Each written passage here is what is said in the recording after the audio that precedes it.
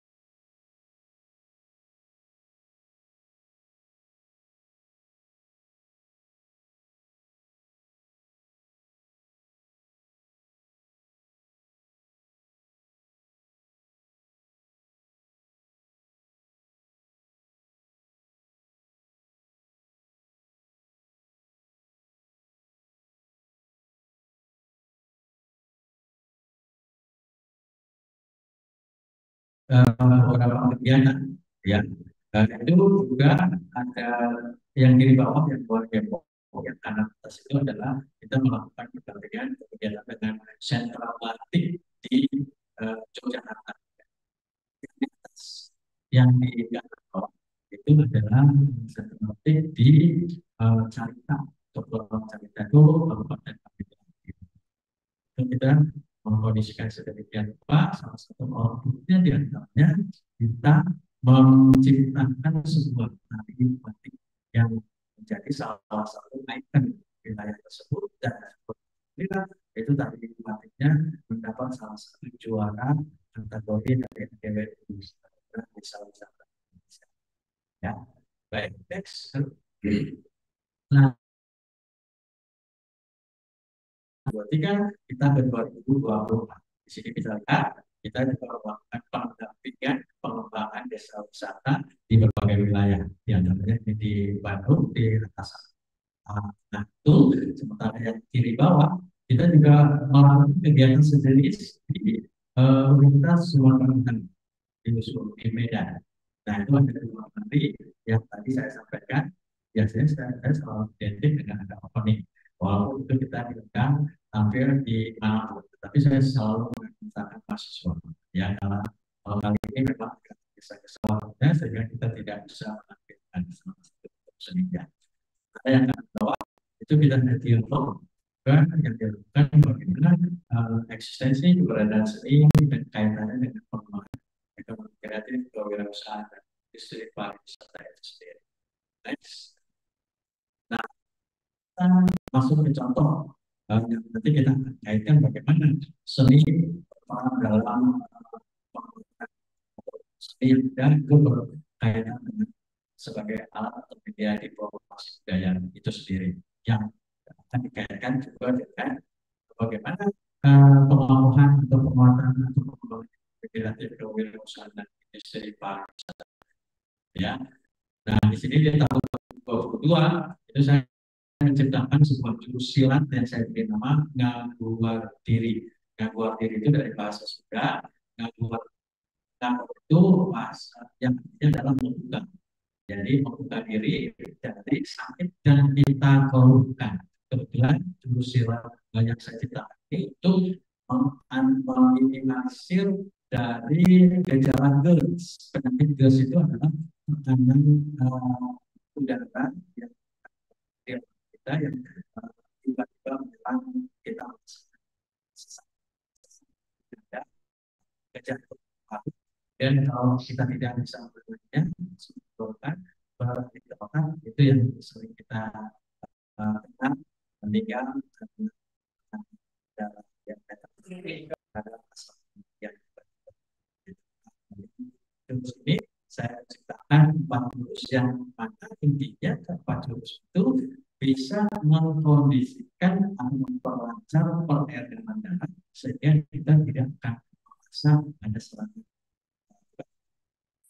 Ya, ini memang harus penting. Ya, tapi sebenarnya ini sejak tahun 2022 ya tahun sekarang ini tinggal menunggu legalitas dari Ikatan Dokter Indonesia untuk membuktikan apakah betul lembaga ini memang berkontribusi atau berkaitan dengan kelancaran peredaran darah sehingga tidak memungkinkan untuk kita terkena serangan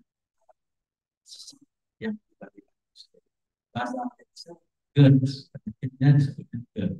Ya. Oke, next. Nah, ini juga dibilang seni tari saya menciptakan sebuah tari Buga-Buga itu sebagai sebuah diplomasi budaya saya ciptakan tahun 2024 dan ini saya launching itu pada tahun 2024 di Universitas Udayana dan Pasar Bali, yaitu di Fakultas Ilmu Budaya Universitas Udayana yang ke dia 60. Nah, ini nanti kaitannya dengan edit itu seperti apa? Kita akan coba satu persatu karena dari baik yang buat ini budaya ini sudah dihapuskan dan untuk membuat budaya ini yang saya patenkan ada beberapa aspek bagian yang dipatenkan. Contoh geraknya yang satu kalau itu sudah geraknya dan yang kedua kostumnya ini juga hanya saya desain untuk bentuk kostum yang digunakan oleh dalam dan budaya sendiri, kostum dan aksesoris itu juga nanti kita akan patenkan, nanti kita coba kondisikan ini sebagai sebuah produk. Paten itu adalah bentuk produk. Sekarang mulai yang otonom itu yang bisa saya sampaikan pada kesempatan pagi ini. Kalau di setelah janji kedua itu kita akan diskusi atau tanya jawab. Sekali bagi yang khusus pertanyaan saya nanti saya akan ya tentunya boleh itu dipamerkan secara bersama dari dari juga dari ya. Begitu Bu, mudah-mudahan terima kasih banyak bila kita berkoordinasi itu dan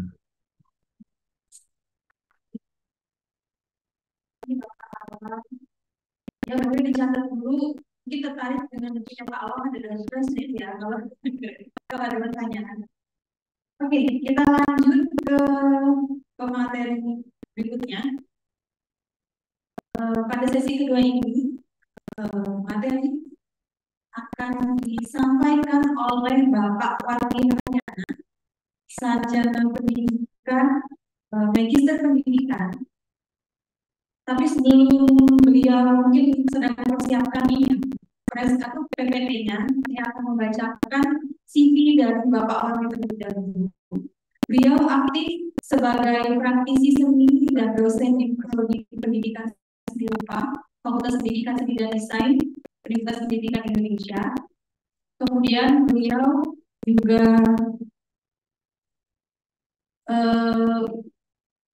berkarya, ya, karyanya yaitu wayang kulit tradisional yang kemudian dikembangkan dan dikaitkan dengan transformasi budaya di era digital dan global. Beliau aktif berpameran baik di lingkup nasional maupun di internasional. Di antaranya adalah pada tahun 2022 beliau ikut pameran bertajuk Morocco International Art Exhibition at Sultan Idris Education University Malaysia Art Gallery. Kemudian pada tahun 2022 juga beliau ikut berpameran di Brincolite International Exhibition of Visual Art at Ganesha University Singaraja Bali. Kemudian pada tahun 2024 baru saja tahun lalu ya, beliau menggelar pameran tentang University of Nusantara Art di Konsulat Jenderal Republik Indonesia at New York City, Amerika Serikat. Kemudian selain beliau aktif berkesenian, beliau juga beberapa kali mendapatkan penghargaan. Di antaranya adalah pada tahun 2021 beliau mendapatkan penghargaan Sultan Idris Education University Malaysia sebagai presenter terbaik dalam simposium antar bangsa dengan tema seni dan teknologi Perati 21. Kemudian pada tahun 2022 beliau mendapatkan penghargaan dari FKPP UPI sebagai pembuat desain logo FKPP UPI.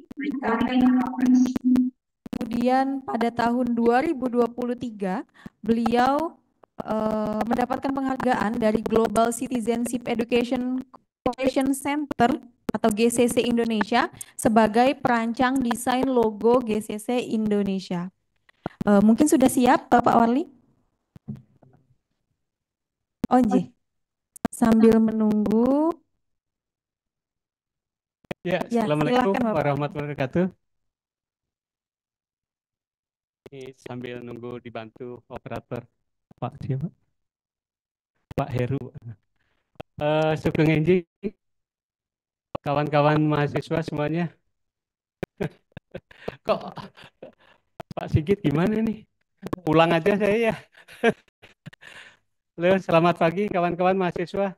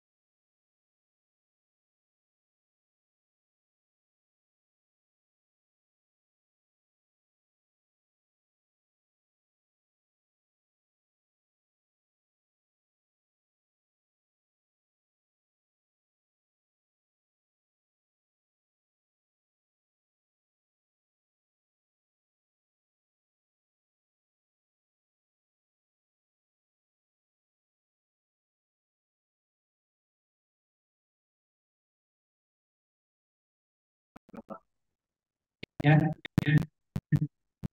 Oke, next selanjutnya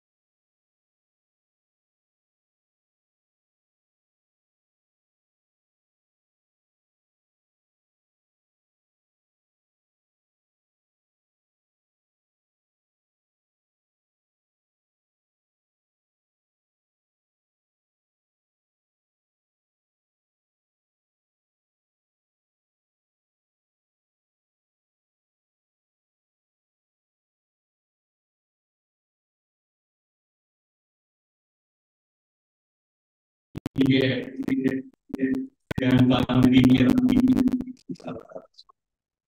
Oke, kemudian yang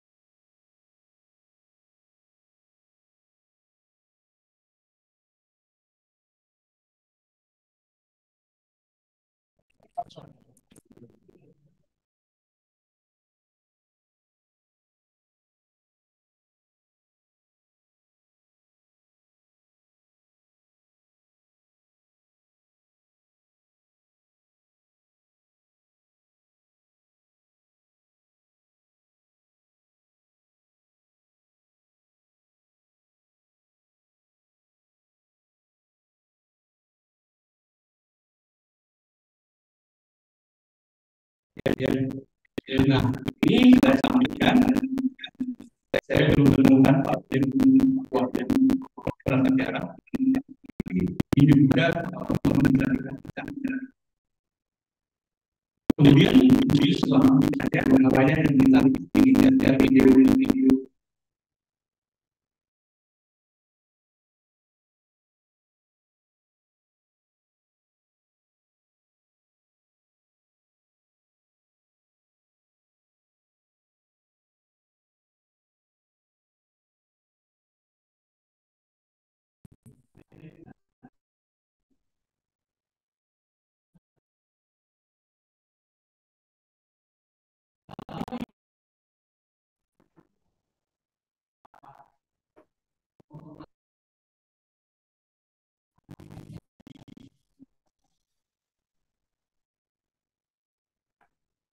Coba lihat wayang-wayang Purba yang sekarang.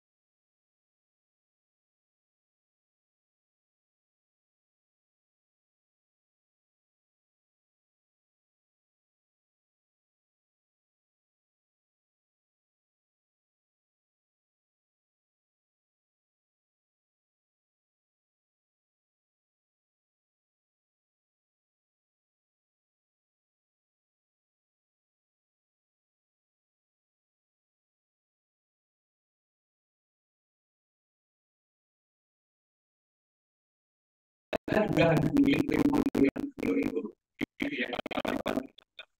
itu ya, saya gitu ya.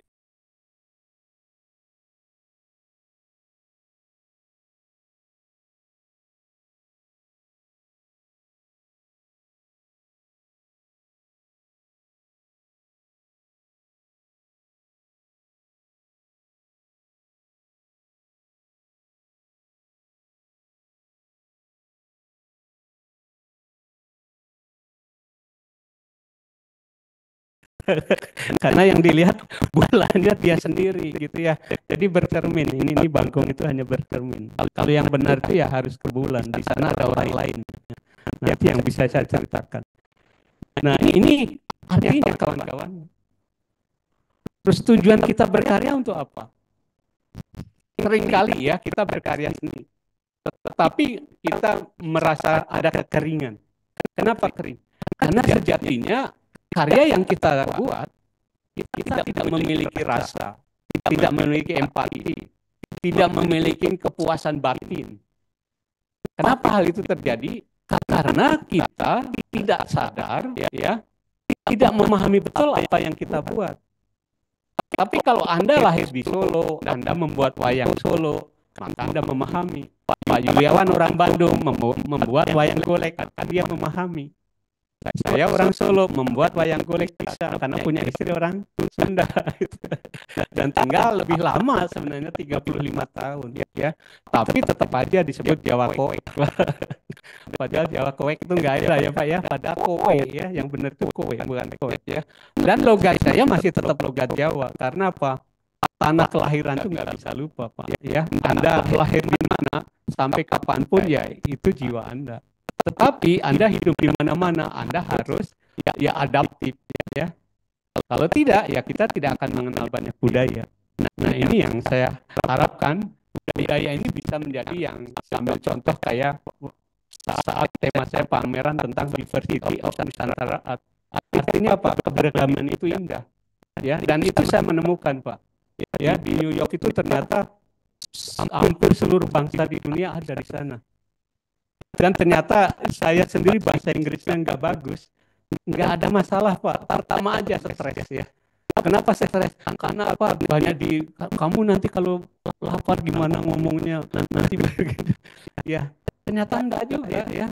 Saya punya tetangga dalam tanda kutip saya ya orang Solo kebetulan Pak, orang daerah Karanganyar.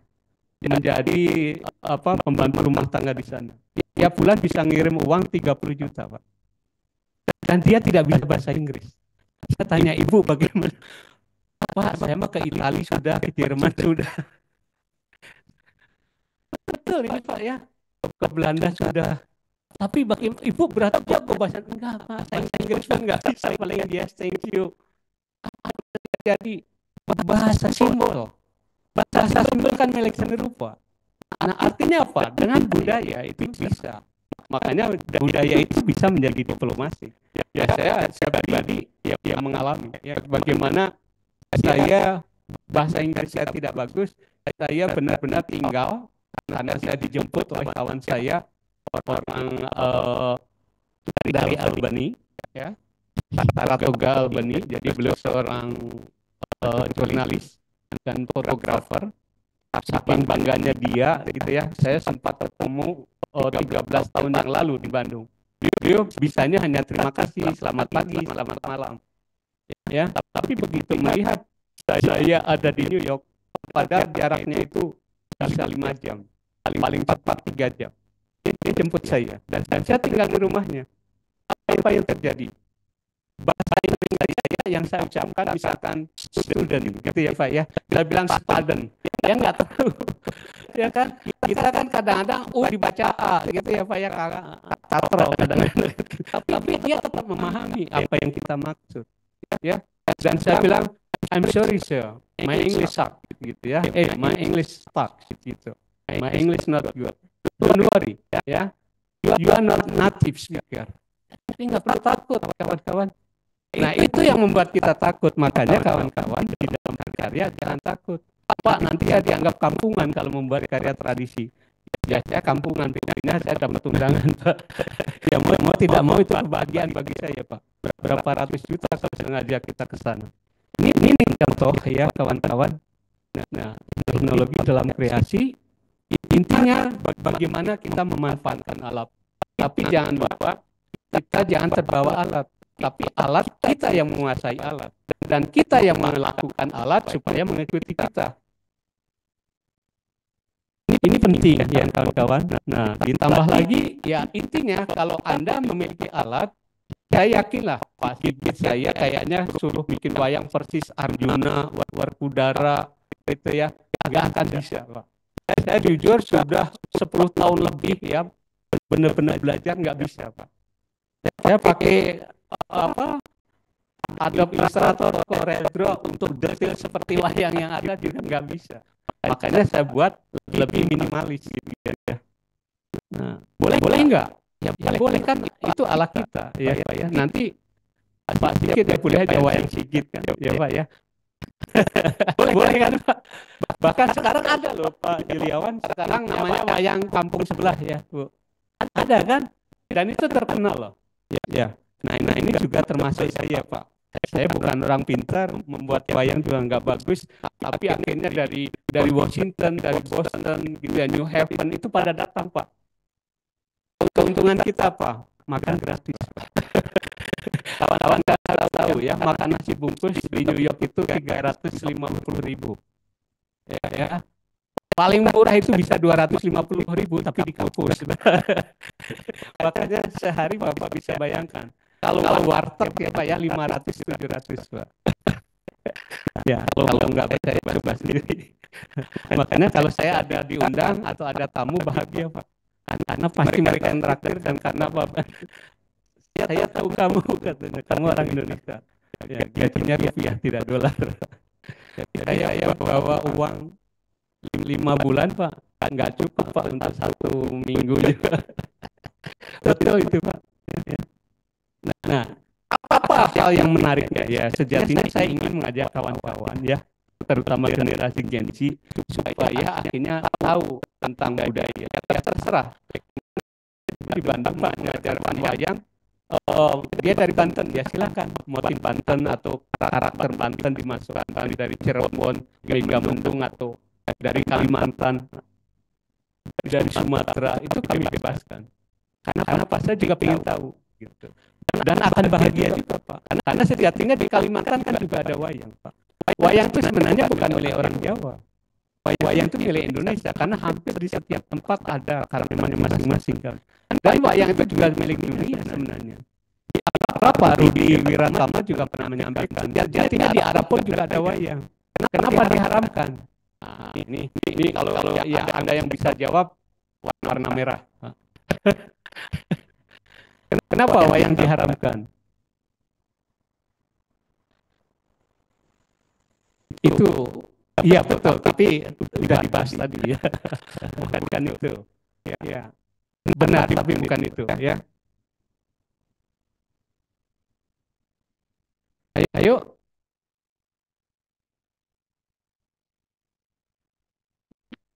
Apa hubungannya bayangan? Ya wayang kan bayangan.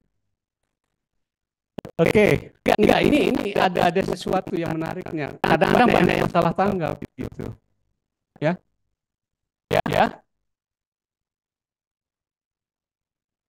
Iya, kan sudah dijawab dengan kawan Anda. 1, 2, ya.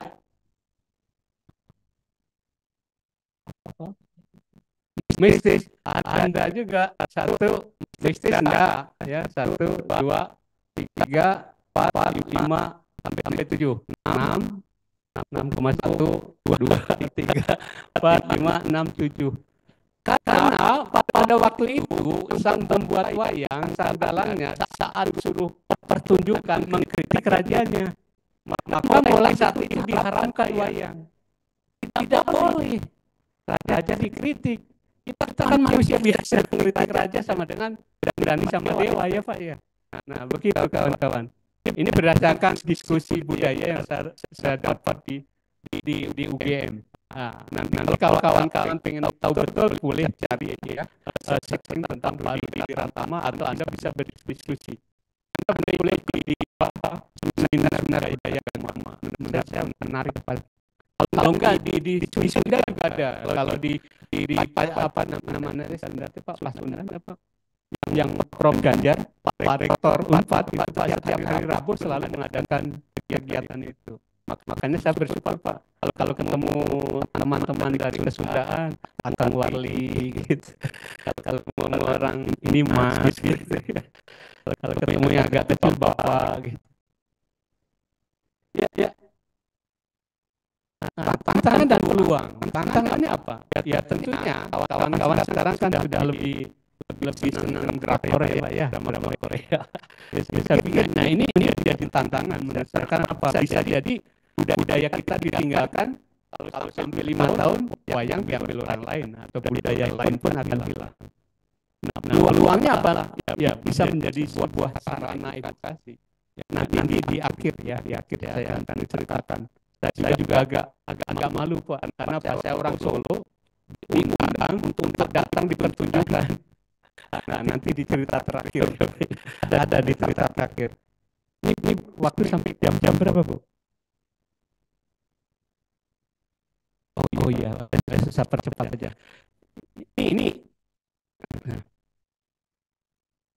jadi kawan-kawan silakan bereksplorasi ya. Ini eksplorasi jiwa saya. Suaranya. Oh enggak ada ya. Oh.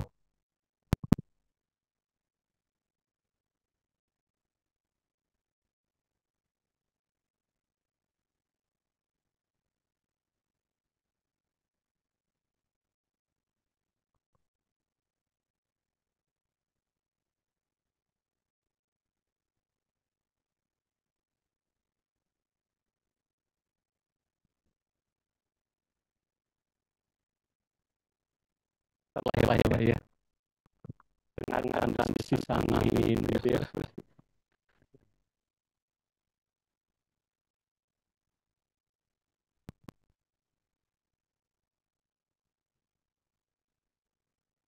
Ini ya kalau pamer selalu saya kolaborasi ada karya saya, tapi juga ada musik ya, ada nari, ada sastrawan. Beliau penariannya juga pernah menjadi opening ceremony ya. Dan ini sastrawan juga. Beliau juga tokoh industri kreatif Pak. Dari Bali, tapi tinggal di Bandung. Nah, dan saya bersyukur sering dapat kesempatan dari kawan-kawan berkaitan karya ya. Ini dan yang penting saya selalu bawa anak istri supaya dapat doa. Ini ya kawan-kawan. Ya ini saja karyaan saja ya.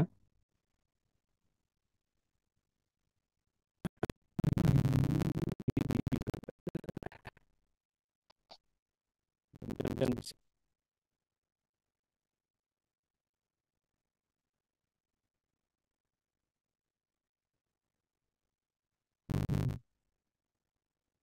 ini juga ada ya suara.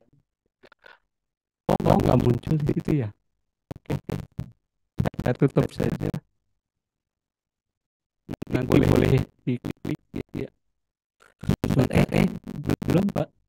Masih ada. Nah ini kawan-kawan saya ceritakan. Saya pada tahun 86. Jadi kalau kawan-kawan mana Pak? Oh iya sorry Pak. Macam-macamnya foto video tadi Pak.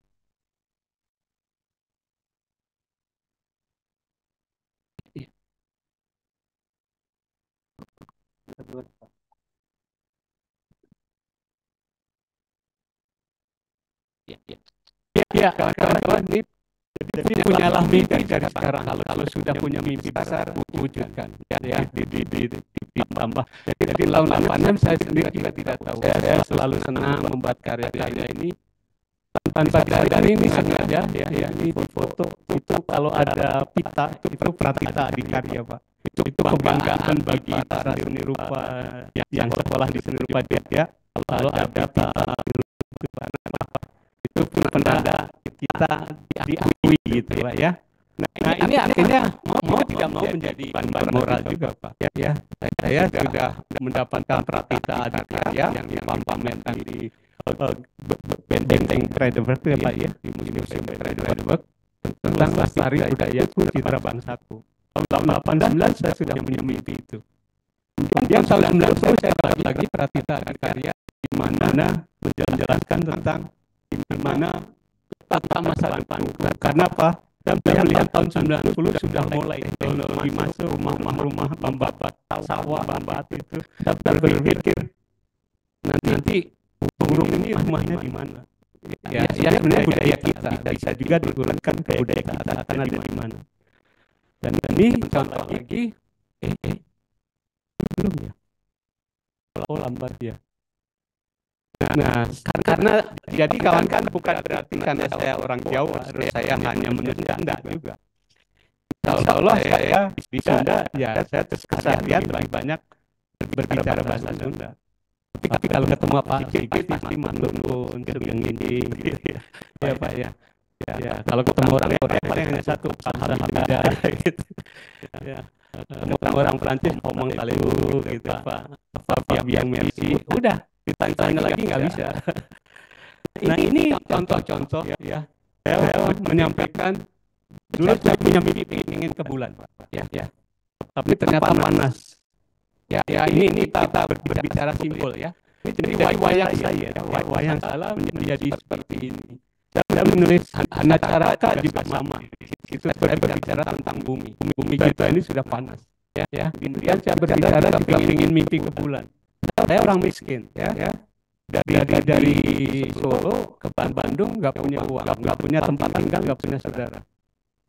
Makanya yang ada panas kan, yang ada hitam, merah, garis-garis keras, ya. Tapi kemarin akhirnya saya bisa New York, warnanya jadi biru, Pak. Karena apa? Saya sudah sampai ke bulan. Cuma jatuhnya di New York. Nah dari situlah jurnalis itu menemui saya. Karena dia terinspirasi dan saya kata dia sangat appreciate apa yang kamu ceritakan tentang wayang. Nah ini juga sama ya. Sebenarnya Bapak Ibu juga tahu kan, mungkin Pak Sigit juga tahu ya tokoh siapa. Kenapa saya rambut merah Pak? Karena saya pamerkan di Amerika kan. Ya di Amerika kan nggak halus, pang rambutnya. Nah dan ini juga banyak yang suka ya. Nah, ini contoh lagi ya. Kawan-kawan kira-kira ini ada yang bisa mengartikan enggak ini? Ada dua kuda, tengahnya apa? Nggak kelihatan ya Pak ya? Nggak kelihatan ya? Nanti saya berikan Pak. Ini bolehlah anak rumah. Nah ini contoh karya saya ya. Nah ini juga sama. Program Tintawan baca ya. Tahu sebenarnya Tintawan.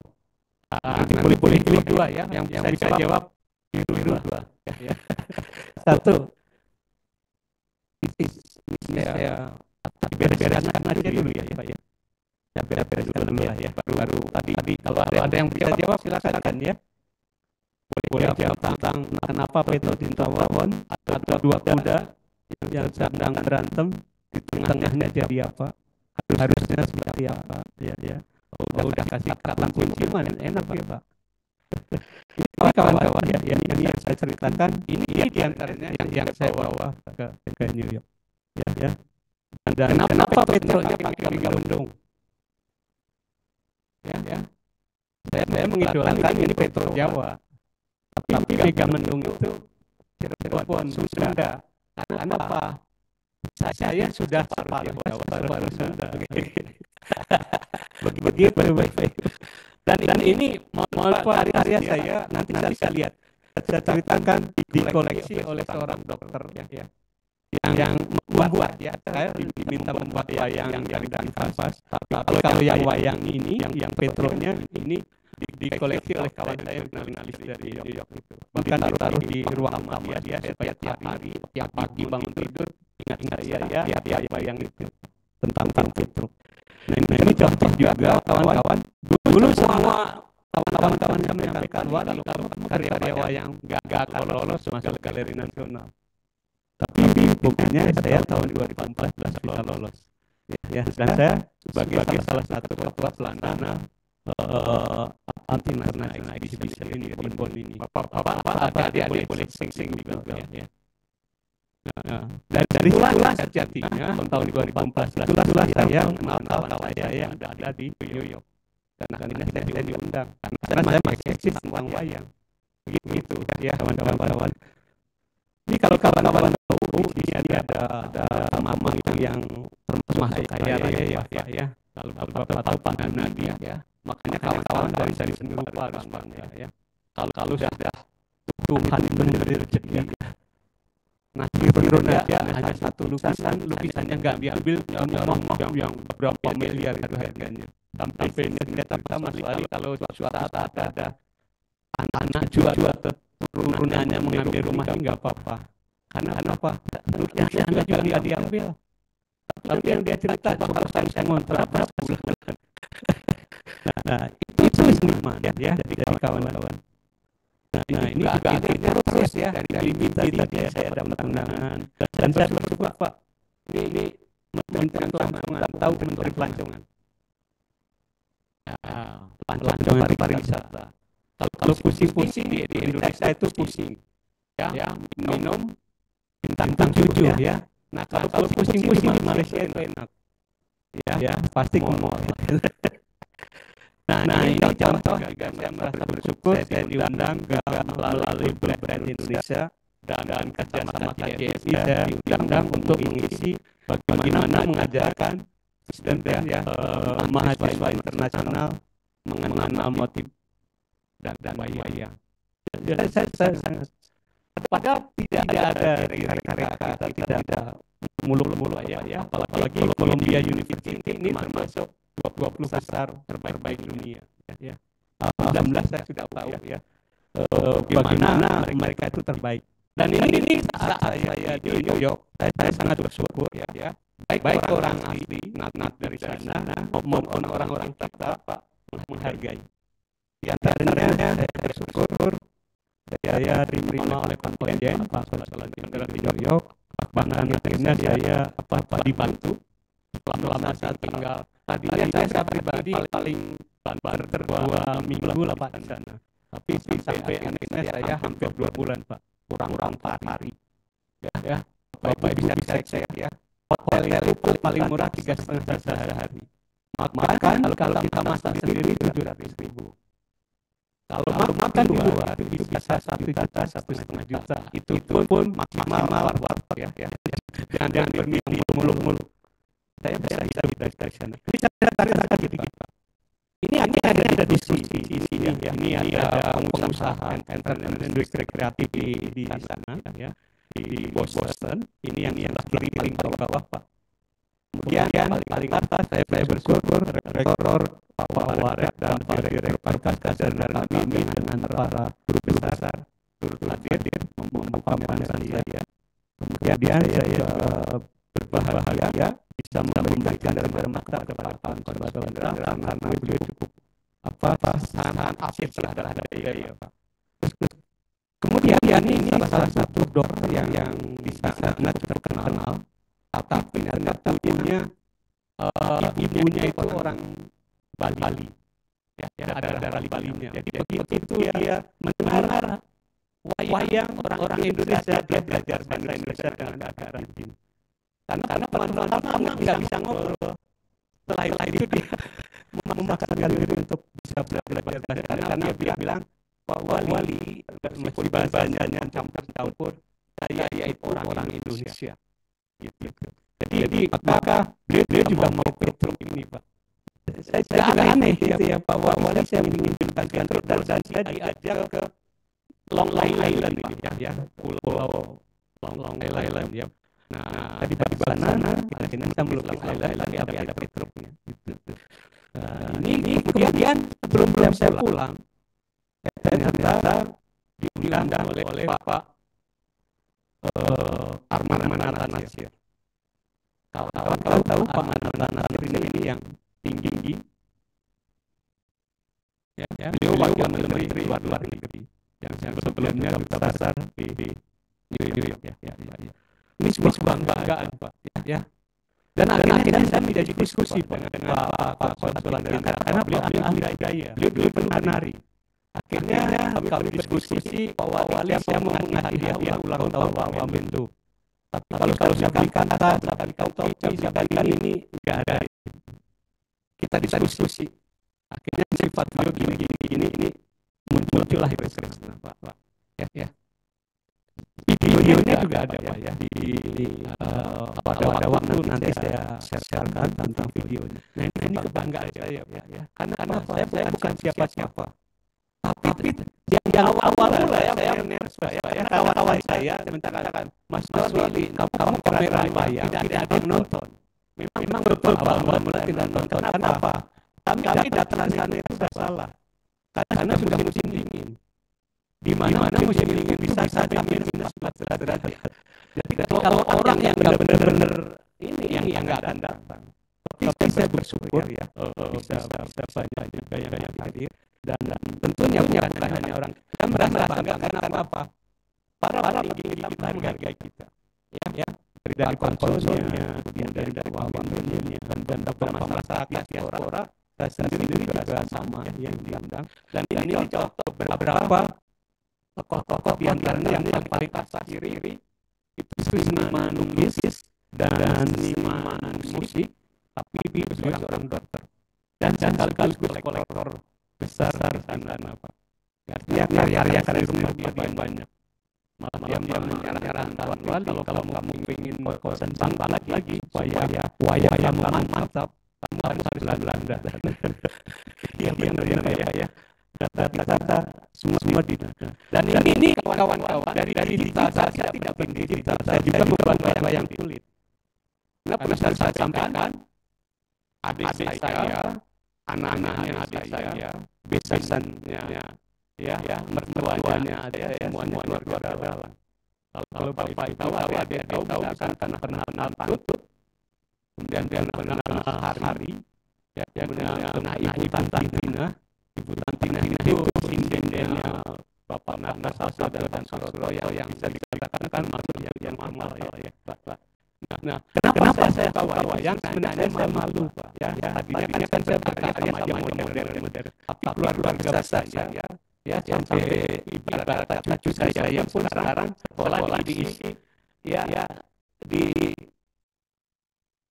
perjalanan begitu ya dan dalang Lili gitu. Akhirnya ya ini saya menjadi misi saya tidak bisa seperti mereka tapi tidak saya punya karya. Nah ini bapak-bapak ibu dan teman-teman bisa perhatikan ini ada seniman muda dari sana ini sampai kami berkolaborasi dalam tanda kutip share yang di sini seniman dasar di sana ya di Boston. Beliau sudah keliling ya kali ke Inggris dan malah begitu saya bercerita wayang dikatakan saya lama di India. Nah dia melukis dan dia katakan hampir tidak ada nama yang diajarkan tentang karya ini. Hanya kamu lihat. Nah ini jadi sebenarnya Bapak Ibu juga cek lagi saya dari kawan akhirnya banyak kawan dia lihat nih. Sampai saya rompi akhirnya saya dikasih rompi karena di sini ada satu ini yang ini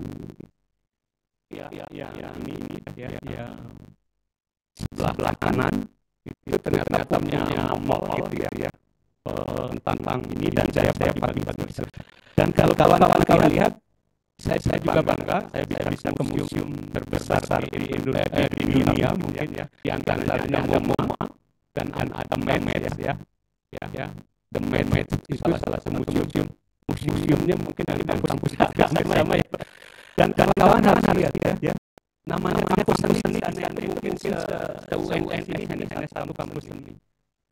Karena kita nggak cukup satu jam ke museum aja nggak cukup satu hari. Kawan-kawan kalau benar-benar ke museum itu harus 4 hari paling cepat. Dan ke museum itu rata-rata bayar $30-50. Dan antrinya minimal 1 jam.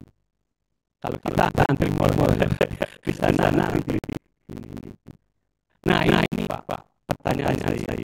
Jadi diundang adik-adik ada siapa yang jelasin? Ada tanda juga kan?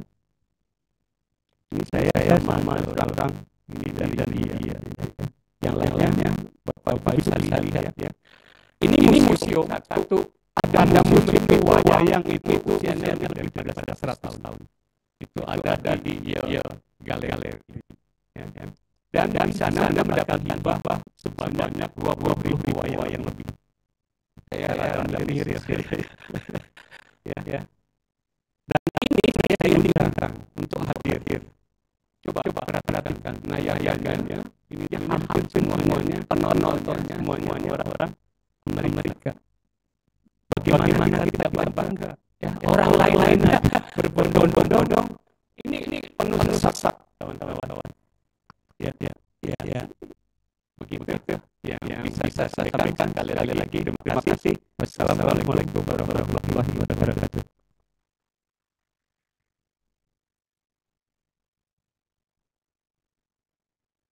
Yang mau bisa jawab ya. Baik, terima kasih Bapak Wali atas paparan materinya. Saya harap paparan materi dari pemateri hari ini Bapak Awan, Bapak Wali bisa tidak hanya menambah perspektif baru bagi kita tentang seni dalam kancah global dan nasional ya, tapi juga bisa menjadi bagi diskusi yang akan saya buka setelah ini.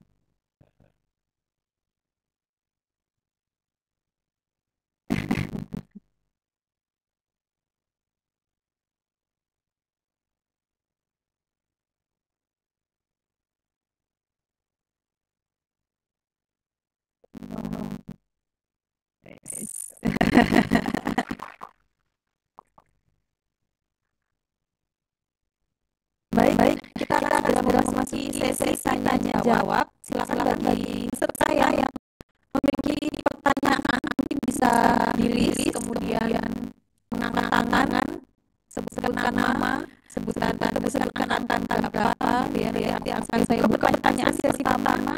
Ya, sesi pertama saya akan buka mungkin berapa kita ya. Ya, mungkin bisa dari daring. Monggo silakan kalau yang dari segi ingin memberikan pertanyaan atau mungkin yang dari luring secara langsung itu juga bisa. Silakan.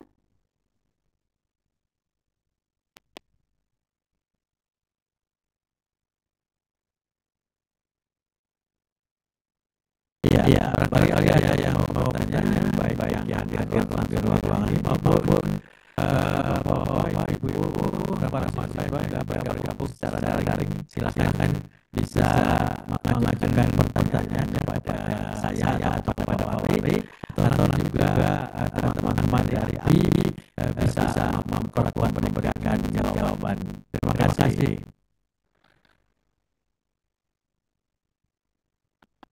Ada yang dari ruangan ini?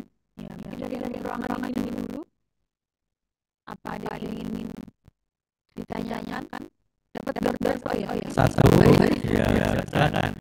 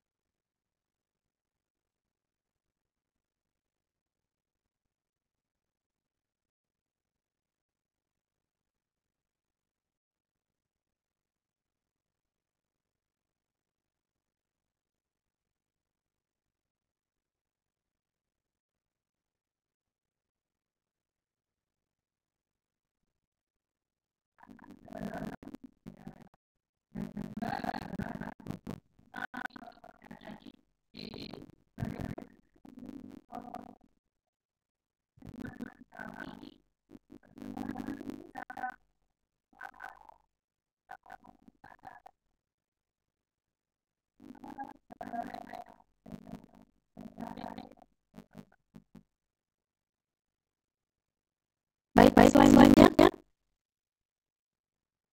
Ada lagi?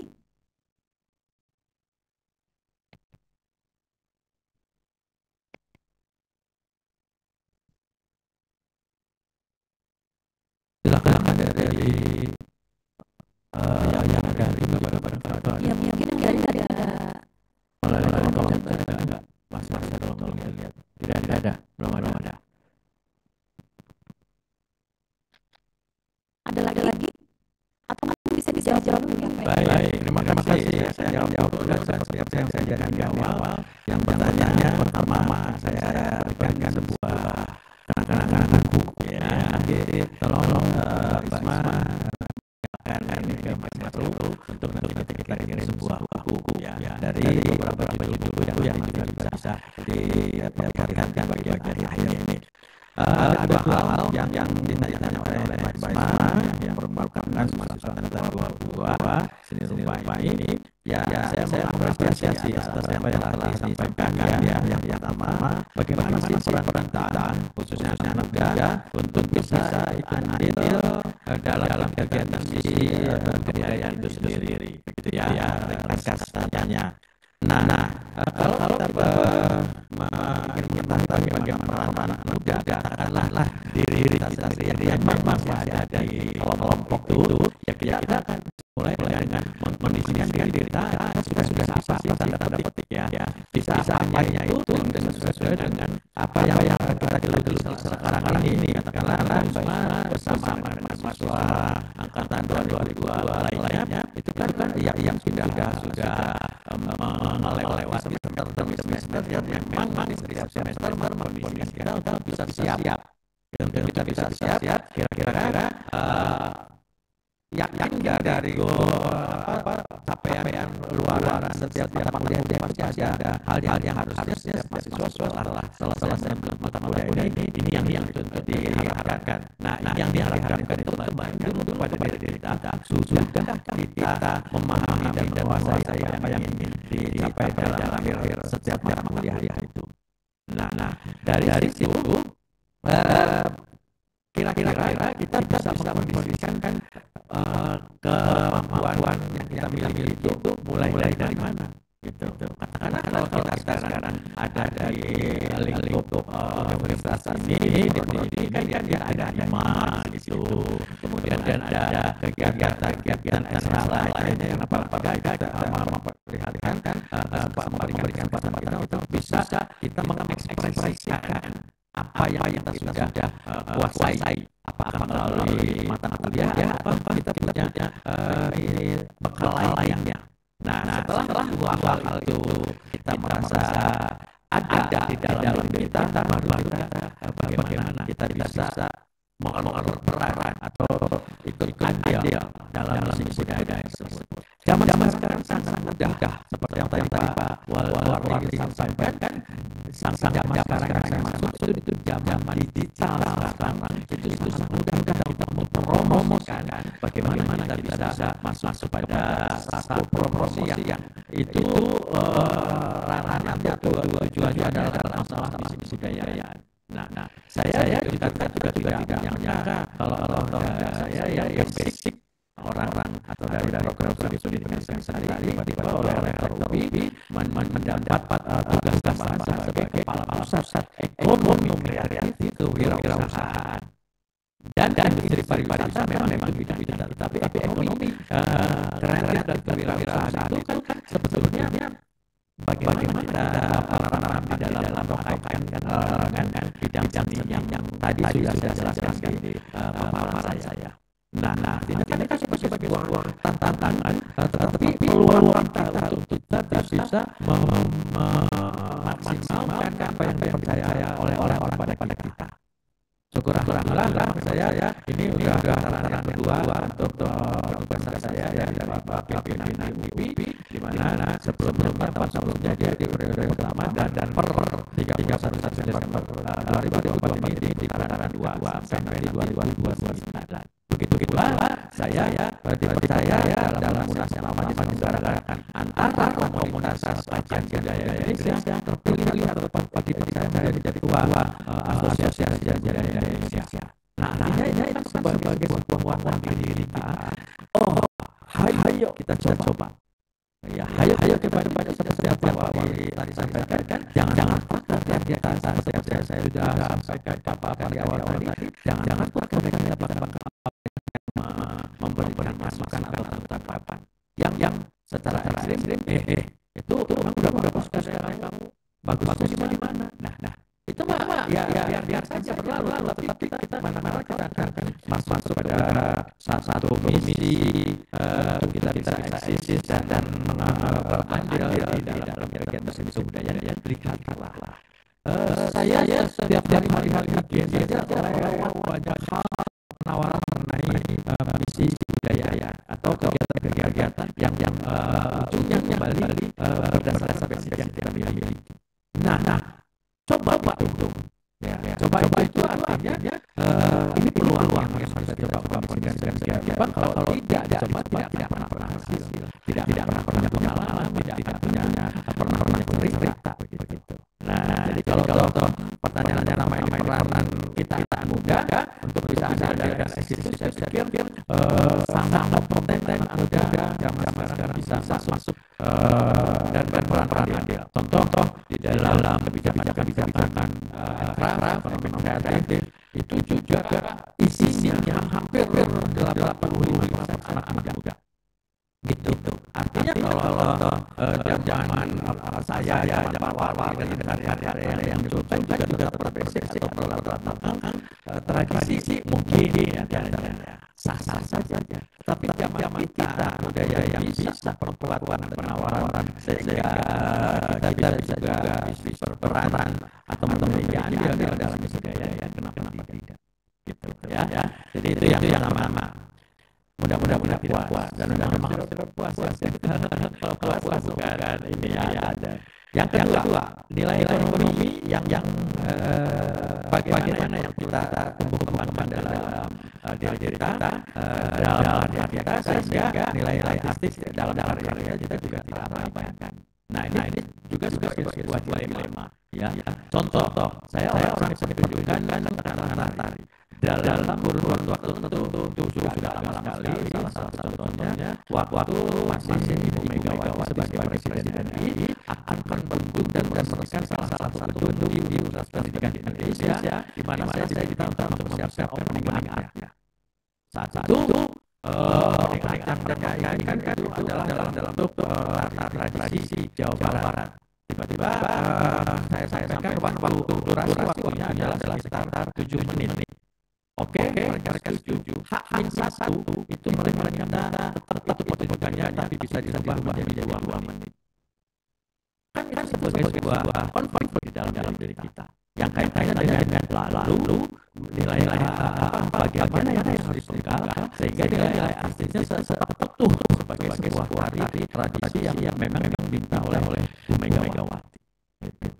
Nah ujung-ujungnya setelah satu seperti itu gelai pada pelaksanaan 2-3 jam sebelumnya, 2-3 jam sebelumnya protokol yang kita kurangi dari 2 menit. Lah, inilah apa yang harus ditampilkan. Nah, artinya kita sebagai orang praktisi juga kan ada hal-hal yang memang bisa kita pertimbangkan. Kita bisa pertahankan dan malah kita juga dikondisikan dalam salah satu kesempatan untuk menyampaikan atau membuat hal-hal yang memang di dalam juga memiliki nilai artistik yang utuh. Contoh dari 2 karya yang tadi saya sampaikan di bagian akhir yang saya bikin itu. Jadi nanti khusus yang tadi juga itu nanti saya coba ini sedang menunggu proposalnya dari Jakarta itu nanti akan ditampilkan dalam jumlah yang banyak minimal 50 minimal sampai ratusan dengan berdasarnya buka itu sendiri. Nah ini idealis yang kita butuhkan supaya total nilai artisnya muncul perkembangan gitu ya. Nah jadi betul bahwasanya ekonomi juga memiliki perkembangan dengan apa yang kita coba kondisikan, apa yang coba kita garap, apa yang coba kita karya apa yang kita coba promosikan di publik. Tetapi silahkan yang tuan-tuan yang ini kalau bisa disebut hanya bagian ini itu tidak akan muncul perkembangan. Tidak yang penting ketika awal ini ada dialog. Gitu, ada dialog. Ini banyak contoh lain yang biasa yang saya alami, contoh satu lagi itu waktu saya meneliti satu pertunjukan ritual yang ada di Banten Selatan. Itu nama pertunjukannya adalah seni angklung dodot. Seni angklung dodot itu memang perpaduan antara musik angklung dodot itu dengan tari. Gerak tarinya hanya dua, tik-tikur ngadu dan tik-tikur ngadu dengan lele seter. Ya, dari namanya tik-tikur burung, jadi burung sedang berani, dan lele seter lele ini, tetapi geraknya itu kalau analisis porno, karena itu menggambarkan perkawinan antara petani di masyarakat tersebut dengan sang yang istri, yang mana hasil perkawinan itu akan melahirkan panen padi yang melimpah. Itu riset saya itu tidak berhenti di situ, diketahui oleh masyarakat. Saya minta izin kepada pemerintahan, kepada leluhurnya yang tarian tersebut, kepada para pemerintah desa, boleh nggak saya ajarkan sebagai materi pembelajaran di sekolah, baik SD, SMA. Mereka mengizinkan, dan satu saat saya harus mengubah bahan tersebut supaya kita tidak mengandung porno. Saya ubah berdasarkan persetujuan izin para leluhur. Nah, ini kan berkaitan dengan ada kepentingan dengan ekonomi, kemudian juga nilai artis tetap terjaga, tetap kondisikan. Itu banyak hal. Tadi Pak Warwan juga menyampaikan nilai-nilai filosofi dari pewayangan ditampilkan secara digital itu harus seperti apa sih? Tetapi tetap memancarkan keutuhan dari gambar atau tokoh wayang yang dimunculkan atau dilukiskan kayak itu. Begitu ya. Mudah-mudahan tidak puas ya. Tapi tolong jangan lupa teman-teman sekalian katanya sampaikan.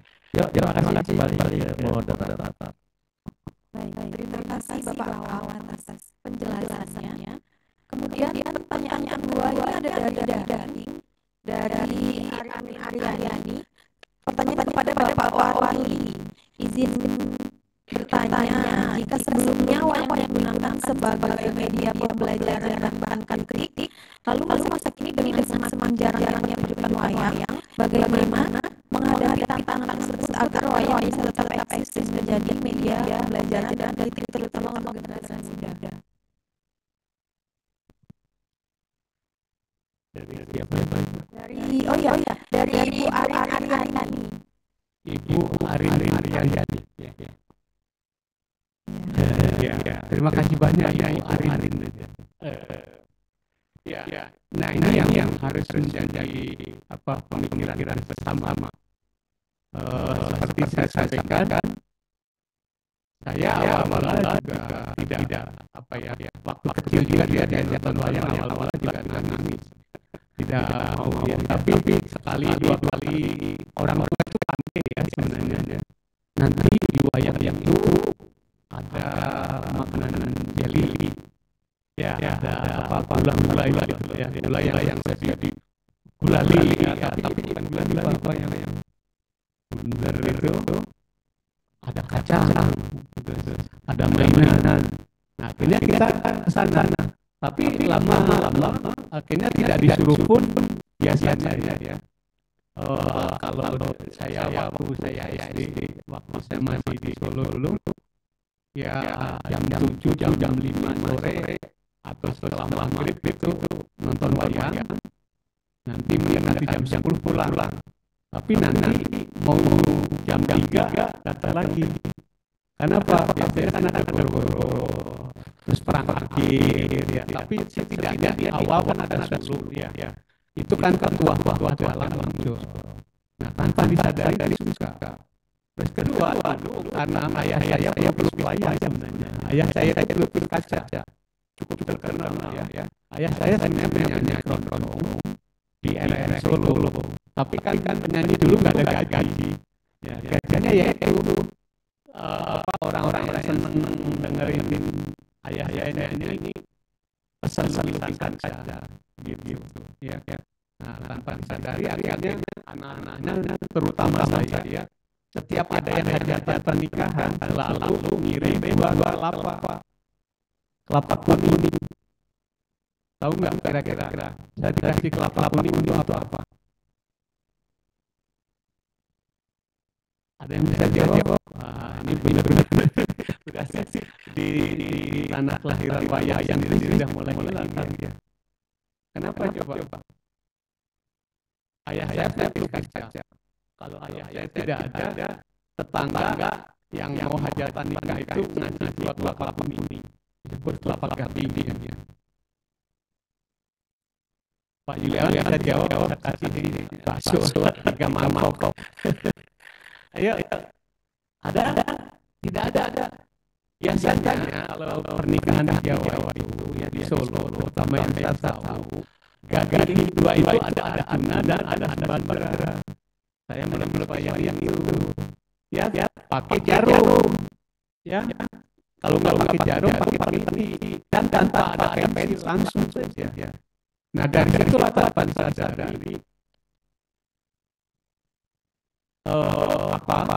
tanpa sadar saya suka wayang.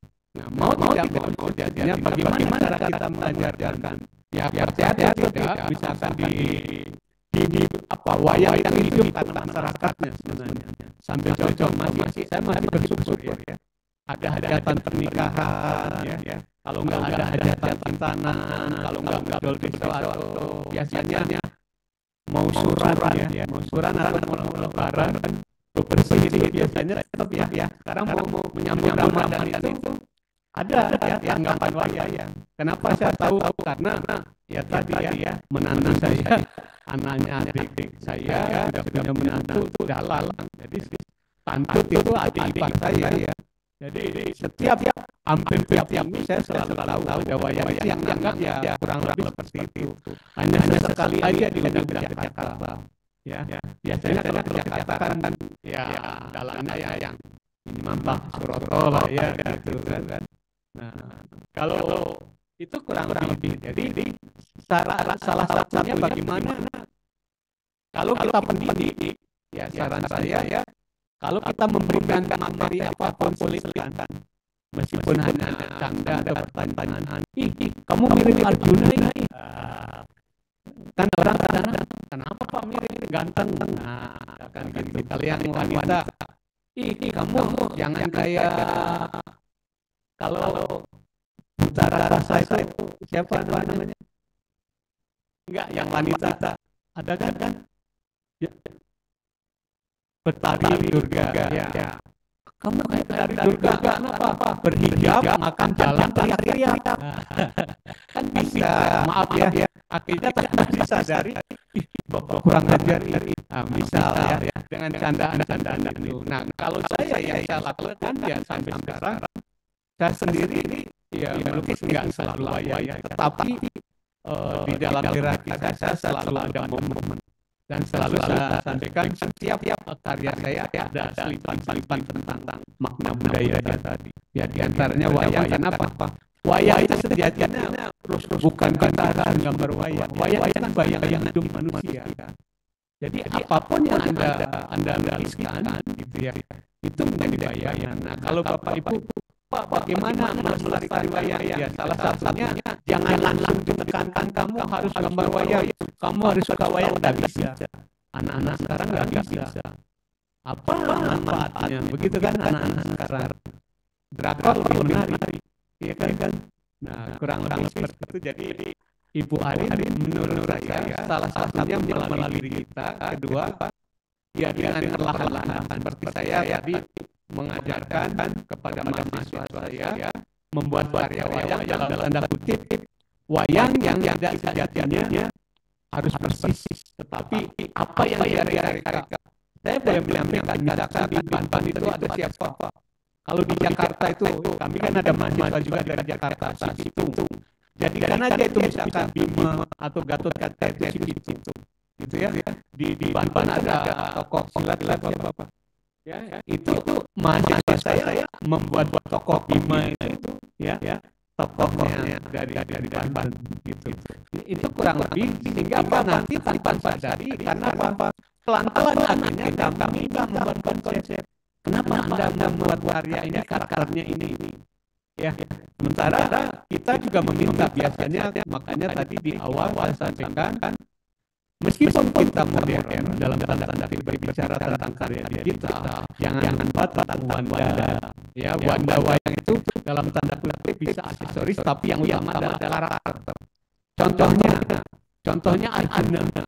Apa karakter yang paling terkenal dari Arjuna? Ahli mana?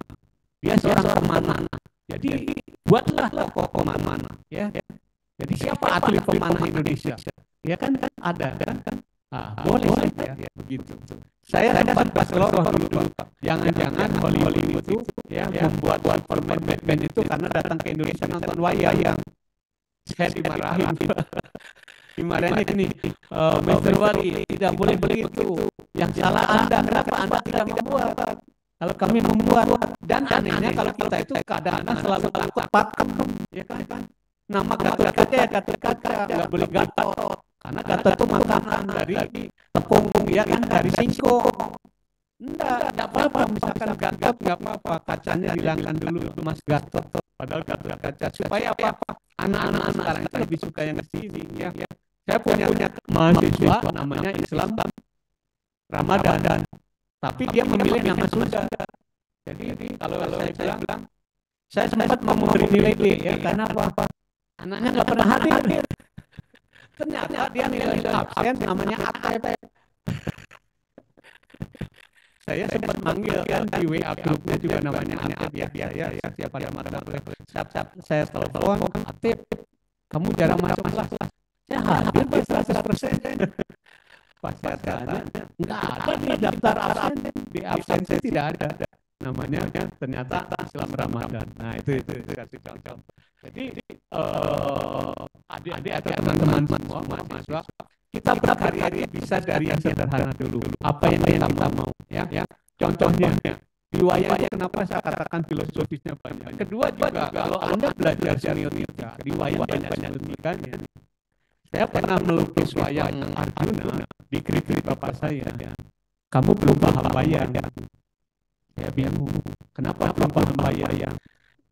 Pak, perasaan saya sudah mengikuti ini. Enggak, masih ada yang kurang. Ternyata apa? Di leher. Coba teman-teman dicek, ya. Leher pada wayang-wayang satria ini rata-rata 3. Ya, garisnya 3. Saya selalu buat 2. Padahal hanya garis salah. Gitu ya. Ya akhirnya saya yang les, ya. Pak, saya kan anak modern gitu. Saya suka 2 bukan 3 gitu. Ya, tapi ternyata ada maknanya, ada makna simbolnya. Contoh lagi ini, ya, mudah menurut saya, ya. Kenapa di dalam wayang itu, misalkan Arjuna warnanya hitam, kadang-kadang dalam menampilkan hitam dan putih pada wayangnya. Kenapa hitam dan putih? Kenapa kadang-kadang dalam menampilkan dalam kondisi hitam? Ada yang tahu? Masih berlaku bakso, ya. Kenapa putih? Ayo. Nah ini keterkaitan. Jadi nanti kawan-kawan pun untuk karya modern juga setidaknya memahami itu. 1, 2, 3, 4, 5. Putih itu artinya masih muda. Gitu. Hitam itu artinya sudah menikah. Gitu. Terus kenapa kadang-kadang hitam semua kok tiba-tiba tubuhnya menjadi emas, ya, brom gitu, ya, emas. Biasanya itu tuh kalau nggak ada acara resepsi yang hebat atau mau perang.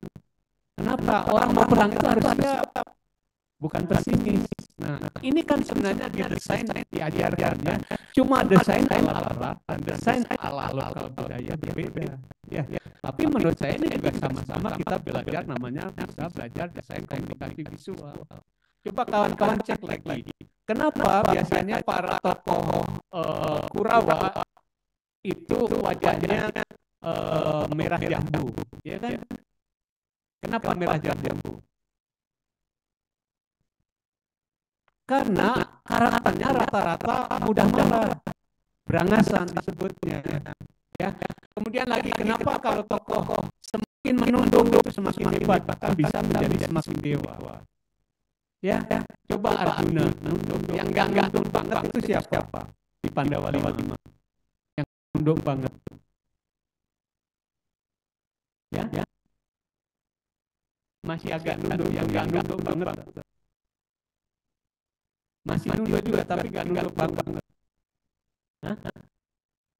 Oh, Kuntodewo kan raja yang paling jujur dan paling lemah lembut.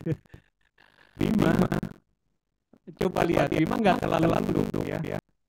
Kenapa? Diwujudkan karena dia itu orang yang berangasan tapi baik, ya kan?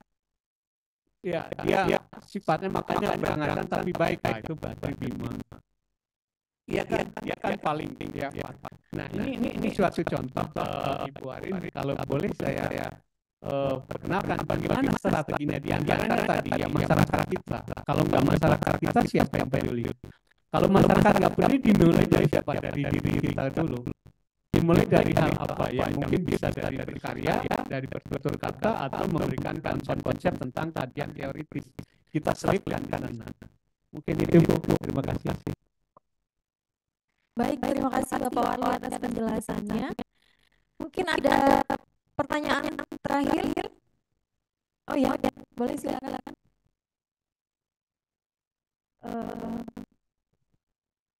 Iya.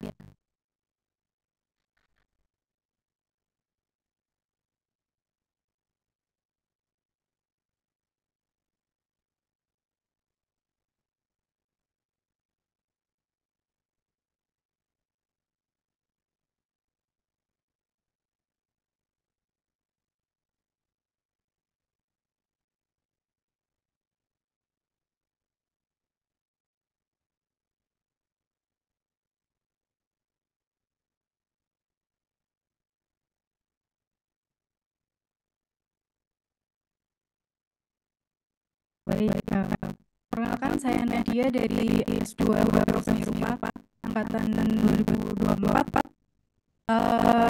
Pertanyaan ini ditujukan untuk Pak Yudawan dan Pak Wali. Ada dua pertanyaan. Jadi yang pertama, di era sekarang sedang marak-maraknya menggunakan AI untuk menciptakan karya secara instan. Bagaimana menanggapi atau menyikapi hal tersebut dalam penciptaan karya dan desain agar keorisinyalan karya itu tetap terpelihara? Dan ada sebuah platform di Instagram yaitu USS Fits menyebutkan bahwa di tahun 2030 mendatang pekerjaan sebagai desain grafis itu akan hilang karena sudah tergantikan dengan penggunaan AI. Untuk pertanyaan kedua, dalam bidang akademisi, penggunaan AI juga digunakan mahasiswa dalam membuat tugas sehingga dapat membunuh kreativitas mahasiswa serta kemampuan mahasiswa dalam pembuatan karya. Bagaimana cara dosen menyikapi hal tersebut? Karena menurut saya banyak juga karya-karya yang fake atau palsu yang digunakan sebagai untuk pengumpulan tugas hanya sebagai syarat, bukan sebagai pemahaman diri dari mahasiswa tersebut. Begitu. Terima kasih.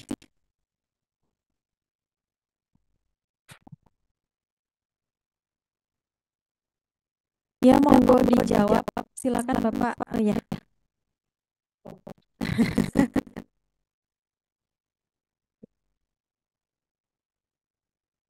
Tentang karya AI ya. Di awal tadi saya juga pernah menyampaikan dan sudah berkali-kali bercerita kepada mahasiswa terutama ya. Apapun alasannya, teknologi nggak bisa dihindari. Ya, apapun alasannya ya. Karena malah kalau mau sejatinya dengan adanya teknologi itu surganya bagi para perupa menurut saya. Bukankah seni rupa itu sebagai penanda? Coba kawan-kawan perhatikan. Setiap ya kan pasti di situ ada gerakan. Ya. Misalkan kenapa dulu lahirnya naturalisme? Akhirnya naturalisme dikritik kan? Karya itu tidak harus natur, harus realis, gitu kan? Setelah itu dikritik lagi, karya itu tidak harus realis, akhirnya bisa ekspresi. Dalam tanda kutip apa? Setiap manusia selalu mengalami yang namanya ketidakpuasan. Nah, hal ini apapun alasannya, seperti halnya AI saat ini ya, bagi kita dalam tanda kutip ya, bagi kita yang memiliki jiwa petualang, AI sekali lagi bukan menjadi kita di perintah AI. Makanya hasil AI pun tergantung kita sebenarnya. Menurut saya pun juga sama. Karena apa? Sejatinya AI pun tidak bisa 100% yang ada di image kita menjadi karya kita. Misalkan saya tolong buatkan tokoh Arjuna usia 20 tahun asli dari Bandung. Tapi nggak sesuai juga ya. Artinya apa? Tetapi karya itu bisa menjadi referensi. Menurut saya ya, referensi itu kalau dulu kan kita harus banyak buku, ya, benar gak? Sementara sekarang anak-anak sekarang suruh baca buku, teman-teman, jangankan teman-teman saya ya kadang-kadang baca satu lembar udah tidur ya. Kecuali buku yang berkaitan dengan novel misalkan ya, nah, itu mungkin bisa betah ya 100-200 halaman ya, kita bisa betah. Tetapi kalau sudah tentang hal itu berbeda. Nah begini Mas ya. AI apapun alasannya AI asisten kita bukan menjadi ya pembuat konsep utama. Apabila AI itu dijadikan akhirnya hanya seolah-olah menjadi acuan ya. Kan kita itu kalau membuat tulisan biasanya kan ada kerangkanya dulu. Nah, menurut saya itu menarik sekali ya. Ada kerangka itu menarik sekali, tetapi tidak 100%. Makanya kan selalu disarankan kalau dari AI jangan copy paste langsung diunduh dan itu karya kita yang baik di parafrase. Nah ini menurut saya ya jadi AI menurut saya ke depan apakah hilang atau tidak kembali lagi ke kita. Contoh nyata saja ya kawan-kawan intinya mahasiswa kami ya lebih senang offline daripada online. Padahal dulu kalau offline Pak libur ya, Pak libur ya kan, karena ternyata nggak menarik gitu loh. Ya ini pun juga sama. Saya pikir hasil AI pasti akan berbeda dengan hasil manual. Pembuktian utama lagi, karya-karya yang apabila sudah digitalisasi ya atau bisa dikatakan karya itu yang begitu mudah dilakukan, maka tidak akan lebih mahal. Contoh lagi misalkan bisa nggak dibandingkan lukisan dengan tanda kutip ya. Kita membuat karya aqua hanya satu, sama kita beli aqua pasti berbeda ya. Kita beli aqua mah ini 3.000, anggap aja paling mahal 10.000 dapat. Tapi kalau kita membuat karya sendiri dapat nggak 1 juta? Nggak bisa. Nah kurang lebih seperti itu. Jadi menurut saya kalau AI ya kita tidak perlu harus khawatir sekali ya, ketakutan. Karena kan pada intinya akhirnya kalau membuat tulisan apapun kan di situ membuat surat pernyataan ya. Karya ini original. Nah, tanda kutip original itu adalah pemikiran kita. Jadi dasar-dasarnya kita buat, mungkin nanti dibantu dikembangkan. Contohnya, misalkan kawan-kawan membuat dapat 1 halaman gitu ya. AI kan bisa membantu jadi 2, 4, 5 halaman. Termasuk membuat karya yang saya sampaikan, apapun alasannya karya yang saya sudah beberapa kali ya membuat karya dari AI yang membuat menarik sih, tapi tetap aja ya. Tetap tidak bisa 100% mengikuti jiwa kita. Hanya intinya semakin Anda menggunakan AI, maka pola pikir kita akan dibaca oleh mesin. Ya, mesin akan mendekati kita. Tapi kalau semakin jarang ya karya kita nggak akan semakin dekat gitu. Mungkin itu yang bisa saya sampaikan. Terima kasih. Ya, mohon izin moderator, mudah-mudahan tidak berkepanjangan begitu ya. Karena ini ya sebagai sebuah perkembangan zaman yang siap tidak siap harus kita juga hadapi, di mana lahir apa ya disebut metode atau disebut cara atau disebut apa ya, ini AI ini sebetulnya juga sejak tahun 70-an sudah dibahas, sudah berkembang ya, dan terhadap satu karya seni yang muncul di para seniman. Contoh kata 1970-an itu seniman Harold Cohen itu mengembangkan bagaimana sistem seni art di AI di Universitas California San Diego. Kita bisa lihat data lengkapnya di Museum Seni Amerika di Whitney itu sendiri. Nah, kalau kita ketahui AI itu sendiri yang dasarnya itu adalah kecerdasan buatan atau artificial intelligence itu juga sebagai sesuatu hal yang memang harus kita sikapi, siap tidak siap harus ada di hadapan kita saat ini. Hanya memang perkembangannya saat ini itu kontroversi ya, antara khususnya para praktisi, karya-karya yang dihasilkan oleh para praktisi di berbagai bidang itu juga disinyalir itu dianggap sudah melanggar etika, katakan begitu. Melanggar etikanya di bagian apa?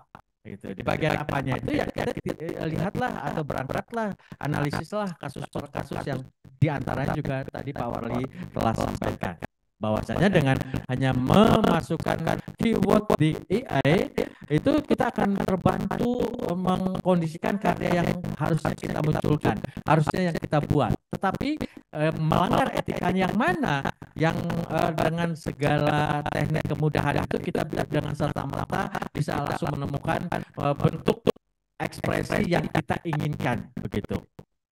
Nah, ini kita kembalikan lagi seperti yang tadi saya sampaikan di bagian awal kepada kepuasan di dalam batin kita seorang praktisi, apakah yang memang kita juga akan dikondisikan layaknya seperti robot tanda petik yang memang karya-karya yang munculnya juga satu sisi bisa cocok untuk masyarakat di era sekarang ini. Ya, tetapi kalau kita punya leluhur yang para seniman-seniman nenek moyang kita yang maestro dan sebagainya itu juga tidak sesederhana itu karyanya termunculkan atau terlahirkan dari diri mereka. Nah, oleh karenanya walaupun ini juga AI ini juga sudah menjadi satu gaya hidup di masyarakat Jepang, tetapi kemudian kalau kita terapkan di karya-karya seni kita itu nanti dulu tanda petik, bukan tidak boleh. Nanti dulu itu kira-kira karena ada pembahasan-pembahasan lain. Kita punya histori ya, kita punya sejarah yang berbeda begitu. Nah, sejarah yang berbeda terhadap kedalaman filosofis. Ya, contoh dari Bu Garuda yang saya ciptakan itu adalah menggambarkan seekor burung Garuda yang kalau kita berbicara masalah burung Garuda itu kan ekspresi dari lambang negara RI gitu. Nah, kenapa burung Garuda dijadikan lambang negara RI? Manakala kita ingin masukkan saja keyword di AI itu muncullah beribu atau banyak ekspresi bentuk Garuda berdasarkan versi AI itu sendiri. Gitu. Nah, jadi saya pikir kita harus sepakat karena tadi pertanyaannya bagaimana tanggapan dosen, bagaimana tanggapan mahasiswa, bagaimana tanggapan praktisi terhadap perkembangan AI ini yang sekarang sangat wah ya, satu sisi kecemasan, tetapi cemasnya jangan harus berlama-lama karena kita punya penjelasan, di antaranya penjelasannya bahwasanya kita punya latar belakang atau histori yang berbeda. Itu tanggapan saya. Harus tidak puas lagi ya, supaya kita ada dialog berkelanjutan, utamanya setelah ini tidak hanya berhenti di sini saja. Saya kembalikan ke moderator. Terima kasih. Baik, terima kasih Bapak Warli dan Bapak Awang atas penjelasannya. Ini tadi ada pertanyaan tambahan dari Bapak Sawartua Marbun ya, tapi mohon maaf Bapak karena kami terbatas waktu di sini, mungkin nanti bisa langsung japri ke Bapak Awang atau ke Bapak Warli langsung ya, karena kan anggota asosiasi ya Bapak ya. Jadi baik, diskusi singkat hari ini banyak sekali insight yang kami dapat, tapi ada satu highlight ya, bahwa seni memiliki peran strategis dalam diplomasi budaya serta pengembangan ekonomi kreatif, khususnya dalam kewirausahaan dan industri pariwisata. Kreasi wayang digital menjadi contoh nyata bahwa bagaimana warisan tradisional dapat diadaptasi ke dalam era global dan memperkuat identitas budaya serta membuka peluang baru dalam industri kreatif yang berdaya saing tinggi. Sekali lagi terima kasih banyak Bapak Awang dan Bapak Warli atas kesempatan yang diberikan kepada kami untuk belajar bersama hari ini. Terima kasih juga kepada tim program studi seni rupa yang telah memfasilitasi adanya diskusi hari ini. Dan juga teman-teman peserta kuliah umum, mudah-mudahan diskusi kita hari ini bermanfaat untuk kita semua. Saya Vika Hoirunisa selaku moderator mengucapkan terima kasih. Acara saya kembali ke MC. Silakan Mbak Naira.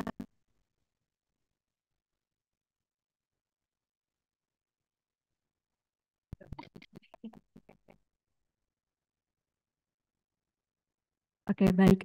Terima kasih Ibu Vika selaku moderator yang telah memimpin diskusi pada kuliah umum pagi ini. Oke, acara selanjutnya adalah penyerahan sertifikat dan foto bersama. Penyerahan sertifikat akan diwakilkan oleh Bapak Sigit selaku Kaprodi Seni Rupa. Kepada Bapak dipersilakan.